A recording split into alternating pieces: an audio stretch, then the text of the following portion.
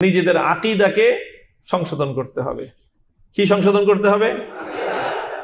আকীদা বললেই তো কিছু মানুষ মনে করে যে সালাফিরা যে আকীদা শিখায়, তাওহীদের আকীদা, আমি জানি না যে এই পর্যন্ত এই আকীদার মধ্যে তেমন কোনো পার্থক্য সালাফি, হানাফি, শাফি, হাম্বলি, মালিকি আকীদা নিয়ে যে এত গর্জন আর এত আলোচনা, কি আলোচনা! শেষ পর্যন্ত আলোচনায় গিয়ে দাঁড়ায় আল্লাহ কি আরশে আছে, আল্লাহ সব জায়গায় আছে, এরকম এমন কিছু সূক্ষ্ম আলোচনার মধ্যে গিয়ে তার আকীদাকে ঢুকায়। এইরকম আকীদার সংশোধন নয়, একটা আকীদার সংশোধন হইতে হবে এবং সেটা উম্মার আকীদার সংশোধন হইতে হবে। এটা সালাফিদেরও সংশোধন হইতে হবে, হানাফিদেরও সংশোধন হওয়া লাগবে, সুন্নিদেরও এই আকীদার সংশোধন হওয়া লাগবে, দেওবন্দীদেরও এই আকীদার সংশোধন হওয়া লাগবে, আহলে হাদিসদেরও এই আকীদার সংশোধন হওয়া লাগবে। গোটা দুনিয়ার সকলের এই আকীদার সংশোধন না হওয়া পর্যন্ত মুসলমানদের মুক্তির পথ তারা খুঁজেই পাবে না। সেই আকীদাটা হলো মুসলমানদেরকে একটা আকীদা ধারণ করতে হবে। সেই আকীদাটার নাম হলো আল আকীদাতুল জিহাদিয়া। আল আকীদাতুল জিহাদিয়া মানে কি? জিহাদে ঝাঁপায় পড়া, একটা অস্ত্র নিয়ে আরেকজনের গায়ে যে তাক করা, কয়েকটা বোম মারা না, এগুলো না।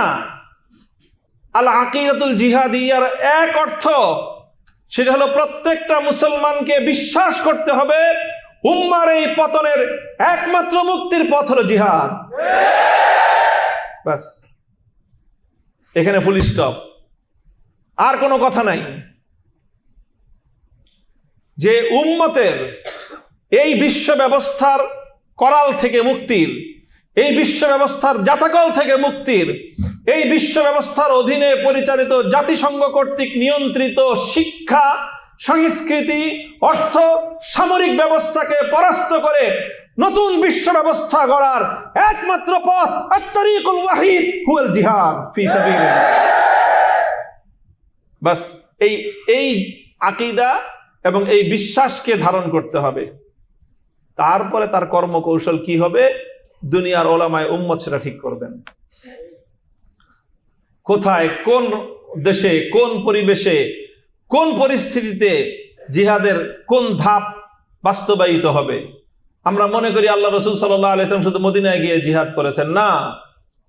আল্লাহ নবী মক্কি জিন্দেগিতে 13 বছর জিহাদের প্রথম ধাপ অতিক্রম করেছেন। মদিনায় গিয়ে জিহাদের দ্বিতীয় ধাপ শুরু হয়েছে। জিহাদের 4টা ধাপ রয়েছে। সেই 4 ধাপের প্রথম ধাপ হলো আল্লাহ নবী 13 বছর মক্কায় অ্যাপ্লাই করেছেন। মদিনায় গিয়ে প্রথমে দ্বিতীয় ধাপ, তারপরে তৃতীয় ধাপ, একেবারে নবম অষ্টম হিজরিতে গিয়ে চতুর্থ ধাপ। এর আগ পর্যন্ত চতুর্থ ধাপে যান নাই।